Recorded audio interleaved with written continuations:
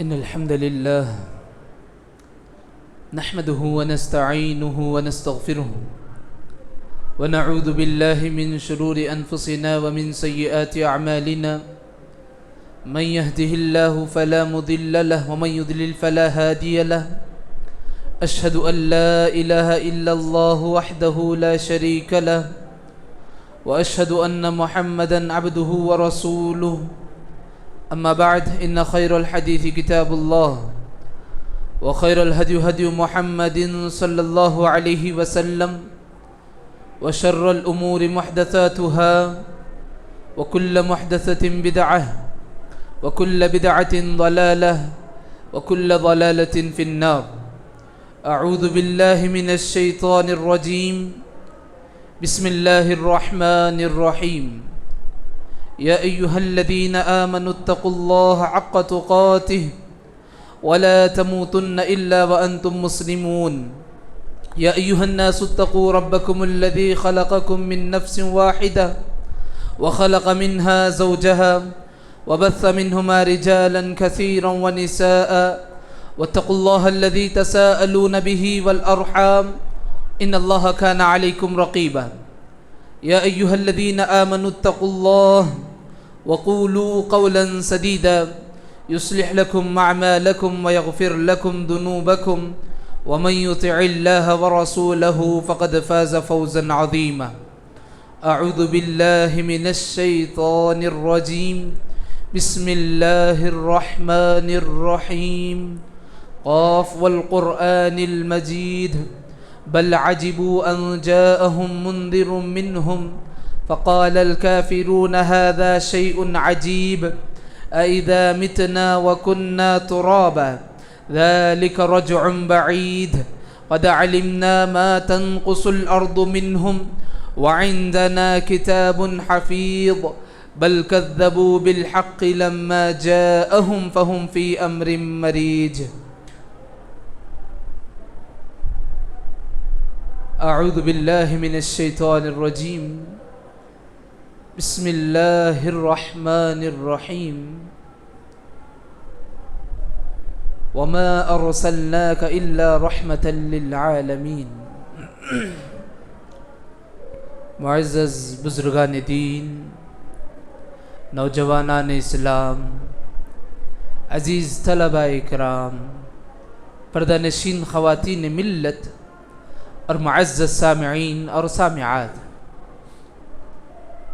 ہر طرح کی بڑائی کبریائی حمد و ثنا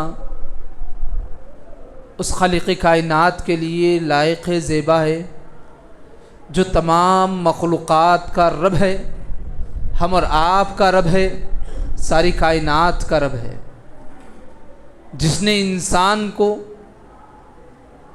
دنیا میں لا کر بے شمار ضروریات کو جو ہے نعمتوں کے ذریعے سے بھرپور کیا، اور خصوصی نعمت اسلام جیسے عظیم دین اور طریقے کو نازل کیا، جس پر چل کر کے آدمی دنیا اور آخرت دونوں جہانوں میں کامیاب ہوتا ہے. اللہ ہمیں صحیح معنوں میں دین اسلام پر چلنے کی توفیق نصیب فرمائے، آمین. درود و سلام ہو پیارے نبی محمد عربی صلی اللہ علیہ وسلم پر، جو اللہ کی طرف سے خاتم النبیین رحمت للعالمین بن کر کے آئے تھے، جن کی زندگی کا ورق ورق ہمارے لیے اسوہ نمونہ ہے.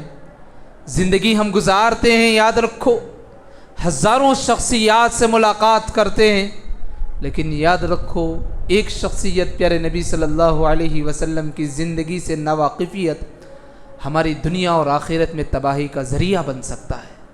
اللہ ہماری حفاظت فرمائے، دین کو سمجھنے کی توفیق نصیب فرمائے، سیرت رسول صلی اللہ علیہ وسلم کو جاننے کی توفیق نصیب فرمائے، سنتوں کا حق ادا کرنے کی کوشش کرنے کی ہمیں توفیق نصیب فرمائے، آمین. میرے بھائیوں، جیسا کہ پیوستہ جمعہ سے اللہ کے نبی محمد الرسول اللہ صلی اللہ علیہ وسلم کی حیات طیبہ، ولادت باسعادت سے لے کر کے جوانی کے ایام سے گزرتے ہوئے نبوت کا تاج پہنایا گیا، نبی بننے کے بعد مکی حالات کیا کچھ نظر آئے تھے، پھر مکی حالات سے گزرتے ہوئے مسلمانوں کے لیے ایک ایسا مقام جہاں اسلامی نظام قائم ہو سکتا ہے، جسے یثرب کے نام سے یاد کیا جاتا ہے، جو بعد میں مدینہ کے نام سے ملقب کیا گیا۔ ولادت سے لے کر کے یہاں تک کے تفصیلات ہم جانے تھے میرے بھائی۔ اللہ ہمارے علم میں برکت نصیب فرمائے۔ یثرب جو مدینہ کا مقام تھا، جہاں بہت سارے لوگ الحمدللہ اسلام سے واقفیت کے ساتھ ساتھ اسلام قبول بھی کر لیے تھے، بہت سارے مکے کے احباب صحابہ اکرام مکے سے نکل کر کے مدینہ ہجرت بھی کر دیے تھے۔ اللہ کے نبی صلی اللہ علیہ وسلم مکے میں مقیم تھے، اللہ رب العالمین کے حکم کے منتظر تھے۔ معلوم تھا کہ مکے کے حالات بڑے دشوار تھے، کمزور مسلمانوں پر ظلم کے پہاڑ توڑے جا رہے تھے۔ میرے بھائیوں، اللہ کے حکم کے منتظر اللہ کے نبی صلی اللہ علیہ وسلم رہے۔ ابو بکر صدیق رضی اللہ عنہ بھی، عمر بن خطاب جو 30 اصحاب کو لے کر کے مکے سے مدینہ پہنچے تھے، ابو بکر صدیق رضی اللہ عنہ بھی تیار ہو گئے تھے۔ اللہ کے نبی صلی اللہ علیہ وسلم نے ابو بکر صدیق سے کہا، اے ابو بکر تھوڑا انتظار کرو، اللہ کا حکم آنے والا ہے۔ ابو بکر صدیق رضی اللہ عنہ یہ کلمے سنتے ہیں اور 2 اونٹنیاں خاص کر رکھ لیتے ہیں کہ اللہ کے نبی صلی اللہ علیہ وسلم کا جیسا حکم ہو اسی دوران یہ اونٹنیوں کو لے کر کے ہجرت کے لیے میں استعمال کروں گا۔ باندھ کر رکھ دیے، انہیں اچھا سے خدمت کرنا، کھلانا پلانا ابو بکر صدیق رضی اللہ عنہ کرنے لگے۔ اسی دوران مکے کے حالات کیا تھے میرے بھائی؟ سفر کے ایام کے آخری مرحلے تھے، ربیع الاول کے ایام کی شروعات تھی۔ اس دوران قریش نے جب دیکھا کہ یہ محمد صلی اللہ علیہ وسلم یہ اپنا کام مکمل کرتا جا رہا ہے، کامیابیاں اس کے قدمیں چوم رہی ہے، لوگ جوق در جوق اسلام قبول کر رہے ہیں، قرآن کو ماننے والے ہو گئے ہیں، اللہ پر ایمان لانے والے ہو گئے۔ اتنا ہی نہیں، جب مکے میں جینا مشکل ہو گیا، سلامتی سے عافیت سے جا کر کے مدینے میں رہنے لگے ہیں، یہ بات مشرکین اور قریش کو کھٹکنے لگی۔ اللہ اکبر! کیا کہنا چاہے، دشمن چاہے کیسے بھی ہو، چاہے خاندانی ہو یا شیطانی ہو، حملہ کرنے کے لیے تیار ہو جاتے ہیں۔ قریش اور مشرکین ایک ہنگامی صورت میں دار الندوہ کے مقام پر جمع ہوئے، جمع ہو کر کے یہ پلاننگ کرنے لگے کسی بھی طریقے سے محمد صلی اللہ علیہ وسلم کا کام تمام کرنا ہے۔ ابو جہل بھی وہاں موجود، ابو البختری بھی وہاں موجود، مکے کے بڑے بڑے سردار بھی وہاں موجود، اور مورخین لکھتے ہیں کہ اس مجلس میں شیطان بھی وہاں شریک تھا۔ اللہ اکبر! سازشیں کیا ہوئی کہ محمد صلی اللہ علیہ وسلم کی جو دعوت، اسلامی دعوت ہے، کیسے روکا جائے۔ میرے بھائیوں سنو غور سے، وہاں جب میٹنگ ہوئی، ابو الاسود نامی مشرک پہلا مشورہ یہ دینے لگا کہ ہم اس کو شہر سے باہر نکال دیں گے، شہر سے بدر کر دیں گے، اس کو باہر نکال دیں گے۔ اللہ اکبر! جو وہاں شیخ نجدی کے مقام پر شیطان جو بیٹھا ہوا تھا کہنے لگا، نہیں تم وہاں سے نکالو گے، وہ جائے گا اپنی جماعت بنائے گا، لوگوں کو اکٹھا کرے گا۔ کیا تم دیکھتے نہیں کہ تمہارے اپنے خود تمہارا ساتھ چھوڑ دیے ہیں اس کی باتوں میں آ کر کے؟ یقین مانیے وہ یہاں سے نکلے گا پھر تم پر حملہ آور ہو جائے گا۔ پھر دوسرے شخص نے ایک مشورہ کہا یہ کہ اس کو ہم کہیں جانے نہیں دیں گے، قید کر کے رکھ لیں گے، باہر جانے نہیں دیں گے، قید کر کے رکھ لیں گے۔ اس وقت شیخ نجد نے کہا، شیطان نے کہا کہ نہیں، تم کیسے اس کو قید کر سکتے ہو؟ دن بدن اس کو ماننے والے بڑھتے جا رہے ہیں، ایک وقت وہ آئے گا کہ اس کے ماننے والے آئیں گے، تم پر حملہ کریں گے اور آزاد کر کے لے کر چلے جائیں گے۔ اللہ اکبر! پھر اس کے بعد شیخ نجد نے کہا کہ کوئی ایک ایسا مشورہ طے پایا جائے جو تمام کے لیے برابری ہو جائے۔ بہت سوچ و وچار کے بعد جاہلوں کا اعظم ابو جہل نے یہ کہا، میری ایک رائے ہے کہ جتنے قریش میں مکے میں بڑے بڑے قبائل ہیں، پورے قبیلوں کا ایک ایک نوجوان کو ہم اختیار دے دیں گے، چنیں گے اس میں سے۔ پورے قبیلے کا نوجوان چن لیے، کیا کریں گے؟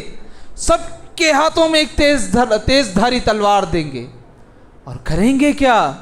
معلوم ہے سب کو کہ رات کے آخری پہر پر محمد صلی اللہ علیہ وسلم اپنے گھر سے نکل کر کے مسجد حرم پہنچتے ہیں نماز ادا کرنے کے لیے، رات کی تاریکی، ہر قبیلے کا ایک ایک آدمی، ایک ایک نوجوان ان پر ایک بارگی حملہ کریں گے. ایسے نہیں کہ تو نے کیا میں نے نہیں، میں نے کیا تو نے نہیں، ایسے ہی کرتے ہوئے عبد المطلب کے گھرانوں پر سارے قبیلوں کا خون بڑھ جائے گا، اور اس خاندان میں اتنی طاقت نہیں کہ بدلہ لے سکے. آخر میں فدیے میں معاملہ طے کر لیں گے. نعوذ باللہ.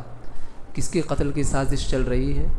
رحمت للعالمین، خاتم النبیین، اللہ کے نبی محمد الرسول اللہ صلی اللہ علیہ وسلم. اللہ اکبر.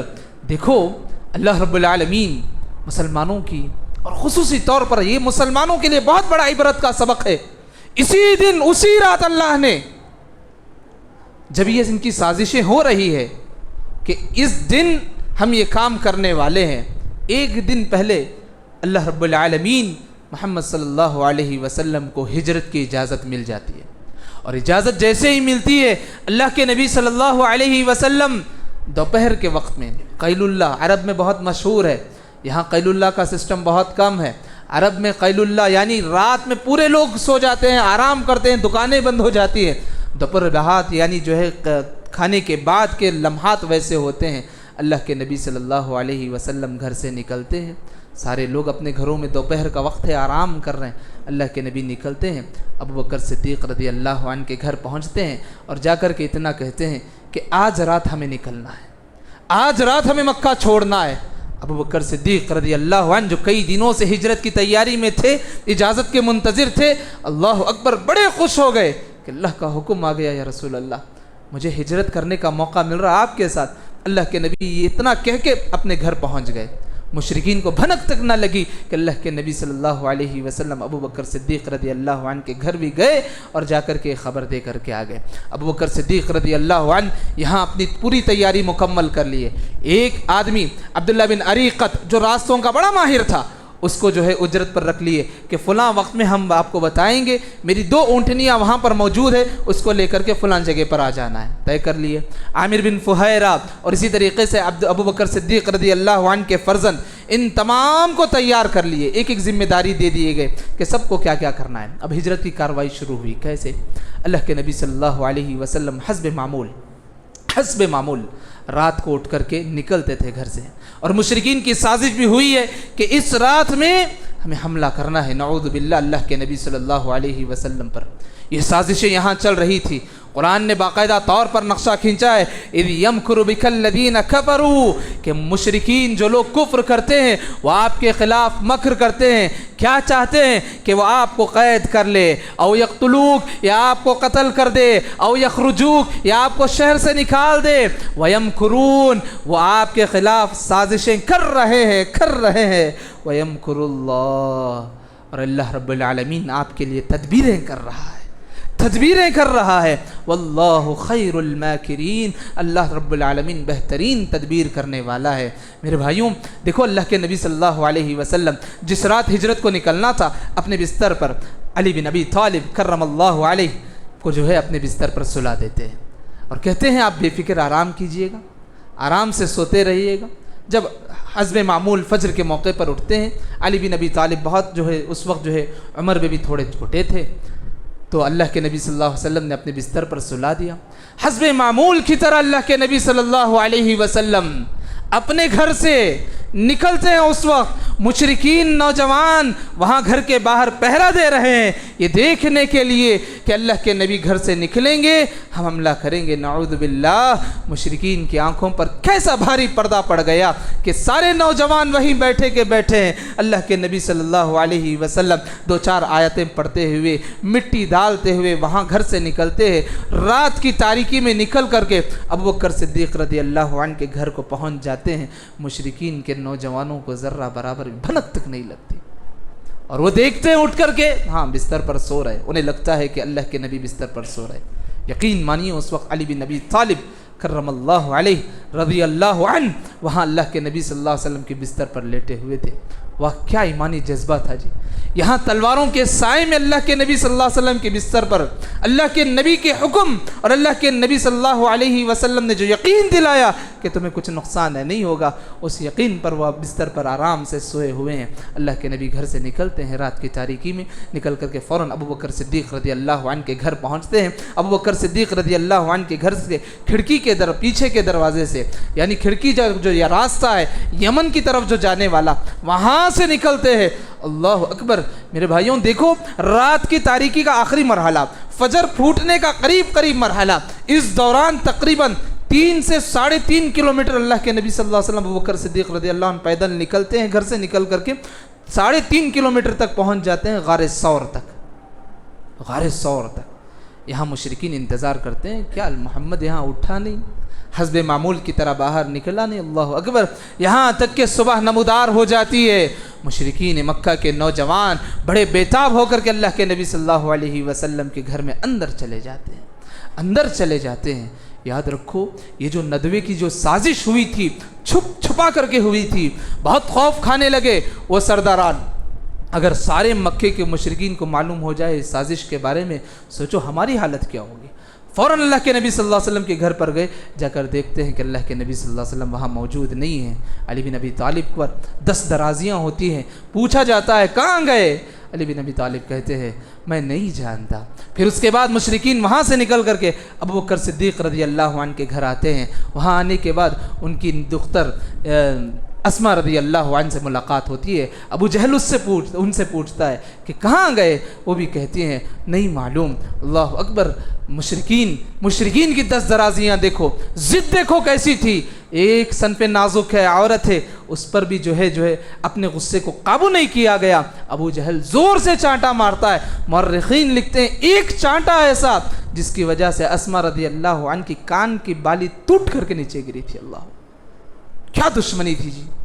किससे दुश्मनी थी? मेरे नबी से दुश्मनी थी। किससे दुश्मनी थी?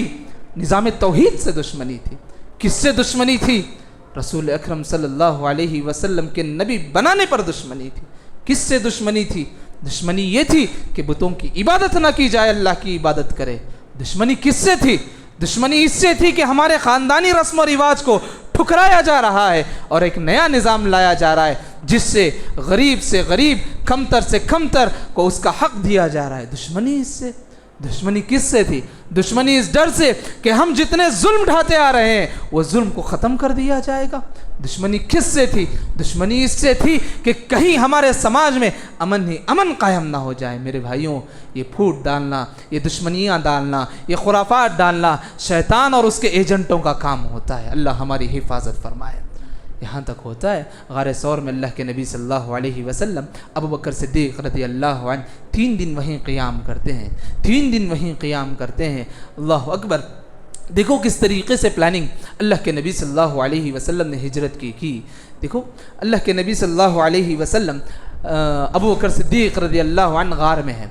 हुआ यूँ कि गार कई महीनों से उमूमी तौर पर पहाड़ी इलाक़ों में गार एक पहाड़ होता है, पहाड़ के बीच में एक साए की तरह, जगह की तरह मकाम होता है। गारे सौर जिस मकाम पर वाक़े है, देखो वहाँ बकरियाँ भी चराया जाता था, इधर उधर छोटी छोटी हरियाली मौजूद थी। अल्लाह के नबी सल्लल्लाहु अलैहि वसल्लम ने आमिर बिन फुहैरा को रज़ी अल्लाह अन्हु को ये हुक्म दिया कि रोज़ाना शाम के वक्त में अपनी बकरियों को चराते हुए आए, या सुबह के वक्त में अपनी बकरियों को, मक्के से सुबह सवेरे निकले, आने तक जो है सूरज निकल करके दिन का वक्त होता है, बकरियां चराते हुए गारे सौर तक पहुंचते थे। पहुंच करके वहां उनसे जो है दूध का इंतज़ाम होता था, दूध निथार लिया जाता था, वही बतौर खाना जो है इस्तेमाल हो जाता था। और कुछ सत्तू और कुछ खजूर मौजूद थे जो गार में जो है इस्तेमाल होते थे। और इतना ही नहीं, देखो हुआ क्या, हमें ये भी मालूम होना चाहिए कि मक्के में क्या हो रहा है। अबू बकर सिद्दीक़ रज़ी अल्लाह अन्हु अपने बेटे अब्दुल्लाह रज़ी अल्लाह अन्हु को ये बता दिया था कि जब शाम होती है मक्के से निकले फ़ौरन गारे सौर पहुँचे और पूरे दिन की जो साजिश उन्होंने रचाई है उसके बारे में बाखबर किया जाए। تو شام ہوتی، رات کا وقت ہوتا، ابو بکر صدیق رضی اللہ عنہ کے فرزند آتے، رات کے وقت میں بیٹھتے، ساری کارروائی سنا دیتے، صبح نکلنے سے پہلے وہ مکہ پہنچ جاتے اور ان کے پیچھے فوراً بکریوں کو ہانکتے ہوئے عامر بن فہیرہ آتے، عبداللہ بن ابو بکر کے قدموں بھی وہاں مٹائی جاتی، اور اسی طریقے سے مشرکین کو خبر تک نہ ہوتی کہ اللہ کے نبی صلی اللہ علیہ وسلم غار ثور میں موجود ہے، کوئی ایک آدمی بھی ہے جو آتا ہے جاتا ہے ساری چیزیں بتاتا ہے۔ میرے بھائیوں، ٹیکنالوجی کا زمانہ نہیں تھا، ٹیکنالوجی کا زمانہ نہیں تھا، فون وون کچھ نہیں تھے، ساری چیزیں ہوتی تھی۔ سوچو ایمانی جذبہ کیا ہوگا۔ غار میں 3 دن اللہ کے نبی صلی اللہ علیہ وسلم، ابو بکر صدیق رضی اللہ عنہ اللہ رب العالمین پر ایمان باندھے ہوئے اور بیٹھے ہوئے ہیں، یہاں تک کہ مکے کے مشرکین میں اعلان ہو گیا کہ کوئی ہے جو پکڑ کر کے لائے گا 100 اونٹ دیے جائیں گے، زندہ لاؤ چاہے قتل کر کے لاؤ۔ سارے جتنے لوگ مال کے تڑپ میں تھے سب نکل پڑے ڈھونڈتے ڈھونڈتے، یہاں تک کہ مورخین نے لکھا مشرکین ڈھونڈتے ڈھونڈتے کہاں تک پہنچے؟ غار ثور کے دہانے تک پہنچے۔ اگر نیچے نظریں کرتے تو نظر آ جاتے۔ ابو بکر صدیق رضی اللہ عنہ خوف کھانے لگے۔ اللہ کے نبی صلی اللہ علیہ وسلم نے بڑے اطمینان سے پوچھا، ما ظنک یا ابا بکر، ابو بکر تمہارا کیا خیال ہے؟ 20 نین، کیا ہم دونوں ہیں؟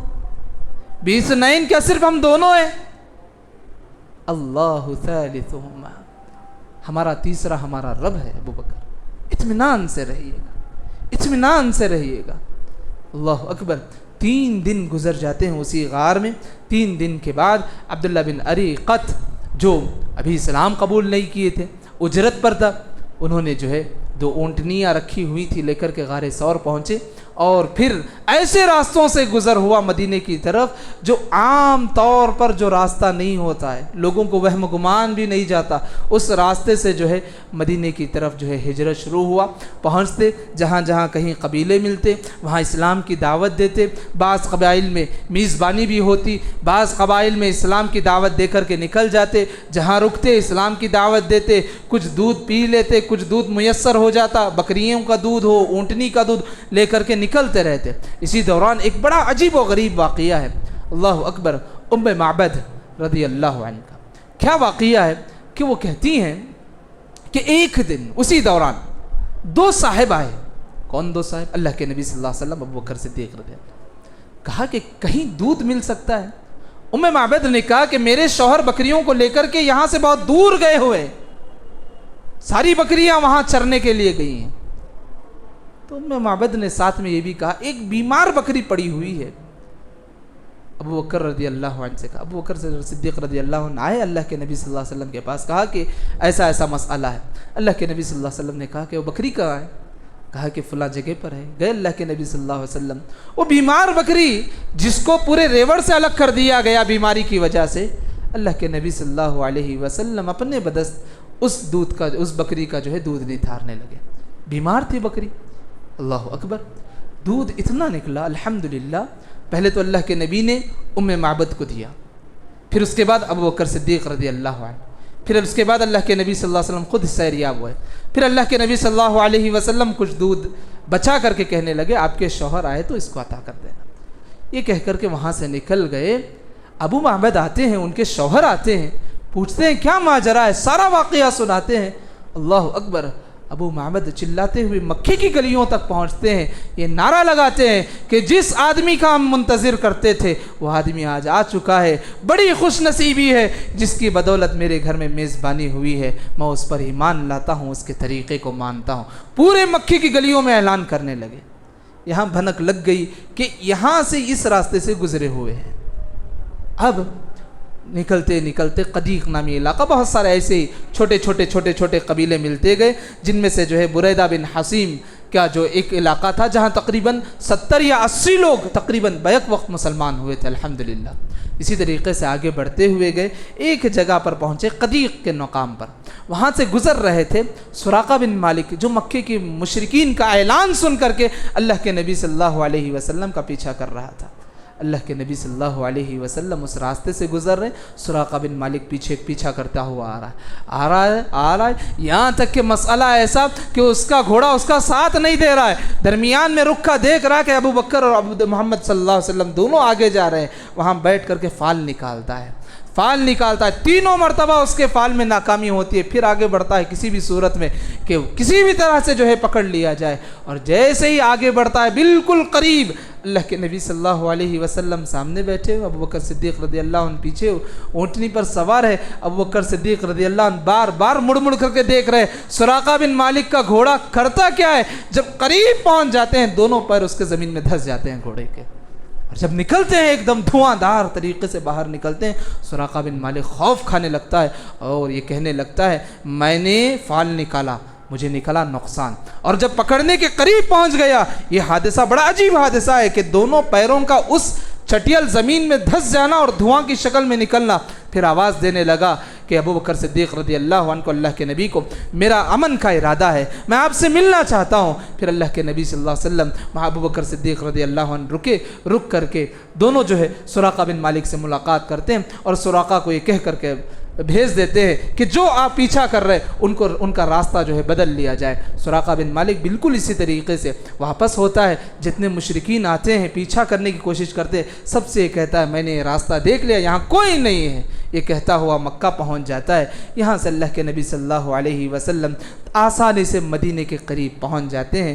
مدینے میں اللہ کے نبی صلی اللہ علیہ وسلم پہنچے، اس سے پہلے مقام قبا نامی مقام پہ اللہ کے نبی صلی اللہ علیہ وسلم 4 دن قیام کرتے ہیں، وہاں کے لوگوں کو اسلام کی بنیادی باتیں، اور پھر وہاں کے لوگوں کی نماز کی پابندی کے لیے اللہ کے نبی صلی اللہ علیہ وسلم نے ایک چھوٹی سی مسجد کا انتظام کر کے اللہ کے نبی مدینہ پہنچتے ہیں۔ یہاں مدینے والوں کو خبر لگتی ہے کہ اللہ کے نبی مکے سے نکل گئے ہیں مدینہ پہنچنے کے لیے، سب بےتاب رہتے ہیں کہ کب اللہ کے نبی صلی اللہ علیہ وسلم سے ملاقات کی جائے۔ روزانہ صبح کے وقت بعض نوجوان آتے ہیں، دور سے دیکھتے ہیں کوئی مسافرین آ رہے ہیں کیا، جب کوئی نظر نہیں آتے تھک ہار کر کے واپس اپنے گھر لوٹ جاتے ہیں۔ قبا سے نکل کر کے اللہ کے نبی صلی اللہ علیہ وسلم جب مدینے کے قریب پہنچتے ہیں، ایک یہودی دیکھتا ہے کہ 2 احباب آگے ہیں اور بقیہ 2-4 لوگ پیچھے، پھر اس کے بعد کچھ قبیلے کے کچھ سردار پیچھے۔ یہودی دیکھ کر کے چلاتا ہے لو مدینے والوں، جس کا تم منتظر تھے وہ آ گیا۔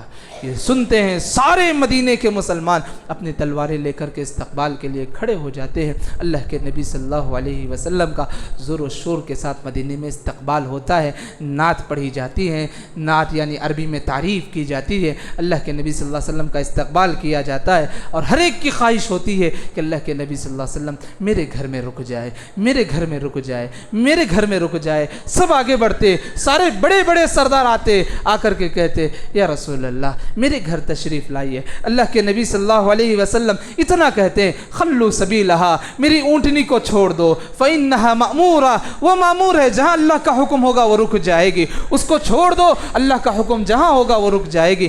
یہاں تک کہ اونٹنی چلتے چلتے ایک ویران کھنڈر جو زمین تھی وہاں پر جا کر بیٹھ گئی، اور پھر اٹھنے لگی اونٹنی، اٹھ کر کے اور تھوڑی دیر دور آگے بڑھی، پھر واپس آ کر کے وہی جگہ پر بیٹھ گئی۔ اللہ کے نبی صلی اللہ علیہ وسلم اسی جگہ پر مدینے میں اترتے ہیں، اور جیسے ہی اترتے ہیں قربان جائے ابو ایوب انصاری رضی اللہ عنہ پر کہ وہ جیسے ہی اترتے ہیں اونٹ کا کھجاوا اپنے ہاتھوں میں لے لیتے ہیں۔ اللہ کے نبی صلی اللہ علیہ وسلم کہنے لگے کھجاوا جس کے ہاتھ میں ہے سواری اس کی ہوتی ہے، لہذا اونٹوں کی ذمہ داری، اور ابو ایوب انصاری کے گھر میں اللہ کے نبی صلی اللہ علیہ وسلم تشریف لے گئے۔ اور وہ جگہ کون سی تھی ہمیں معلوم ہونا چاہیے، یہ وہ جگہ تھی جس جگہ پر آج مسجد نبوی قائم ہوئی ہے۔ اسی دن اسی وقت اللہ کے نبی صلی اللہ علیہ وسلم جس جگہ پر اونٹنی بیٹھی ہوئی تھی، اللہ کے نبی صلی اللہ علیہ وسلم نے کہا خلو سبیلہا فإنہا مأمورہ، اس کو چھوڑ دو، یہ مامور ہے، اللہ کا حکم جہاں ہوگا وہ یہاں بیٹھ جائے گی۔ یہ دوران اللہ کے نبی صلی اللہ علیہ وسلم مکے سے نکل کر کے مدینہ پہنچتے ہیں۔ مدینہ پہنچنے کے بعد اللہ کے نبی صلی اللہ علیہ وسلم مدینے میں اسلامی نظام جو قائم ہونا تھا اس کے لیے سب سے پہلا اقدام جو کرتے ہیں وہ مسجد نبوی کی بنیادیں ہیں۔ مسجد نبوی کی بنیادیں ہیں۔ وہ جگہ خریدی جاتی ہے باقاعدہ طور پر، 2 یتیم بچوں کی جگہ تھی، خریدی جاتی ہے، باریک باریک جھاڑیاں اٹھی ہوئی تھی، اس کے اطراف میں پرانے جو مشرکین تھے ان کی قبریں تھیں، سارا کھود کر کے نکالا گیا، پوری جگہ صاف کی گئی، 2 ہاتھ گہرائی تک جو ہے کھودا گیا، یعنی جو اب ہم کہتے ہیں پایا ڈالنا، تو 2 ہاتھ کھودا گیا، کھود کر کے پھر جو ہے کچی اینٹیں پتھر کے ذریعے سے جو ہے مسجد کی عمارتیں کھڑائی گئی، کھجور کے جو ہے شہتیر لگائے گئے، چھت بھی کھجور کے پتوں کا۔ دیکھو کس طریقے سے نظام اسلامی کے لیے پہلی بنیاد مسجد کی ہوتی ہے میرے بھائی، کس طریقے سے اسلامی بنیاد کی پہلی چیز، دیکھو نظام پورا نظام آ رہا ہے لیکن پہلا جو اقدام ہے اللہ کے نبی صلی اللہ علیہ وسلم نے مسجد سے کیا۔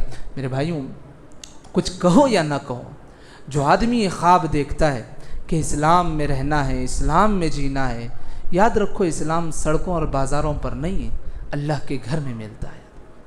وہ سکون، وہ کیفیت پوری گلیوں میں تلاش کر لو، ہو سکتا ہے کل کا دن پورے شہر والے سکون تلاش کے چکر میں پورے گلیوں سڑکوں کو بلاک کر دیے تھے ہوں گے، لیکن یقین مانیے وہ سکون نہیں ملتا جو سکون رب کے گھر میں بیٹھ کر کے رب کے سامنے سجدہ کرنے سے ملتا ہے۔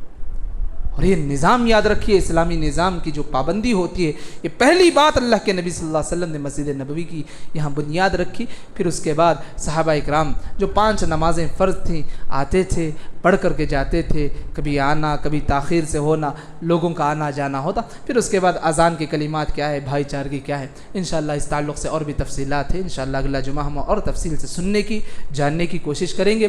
اللہ رب العالمین ہمارے علم میں برکت نصیب فرمائے، ہمیں سیرت محمدیہ صلی اللہ علیہ وسلم کو صحیح طور پر جاننے سمجھنے کی توفیق نصیب فرمائے، وہ ایمانی جذبہ ہمارے دلوں میں پیدا کر دے۔ اللہ رب العالمین کو توحید کو ماننے والا دل بنا دے، اللہ کو یاد کرنے والی زبان رکھ دے، شکر گزاری ادا کرنے والا دل اللہ ہمیں نصیب فرما دے، آمین یا رب العالمین۔ بارک اللہ لنا ولکم فی القرآن العظیم ونفعناکم بالآیات والذکر الحکیم، انہ تعالی جواد کریم ملک بر رؤوف ورب حلیم۔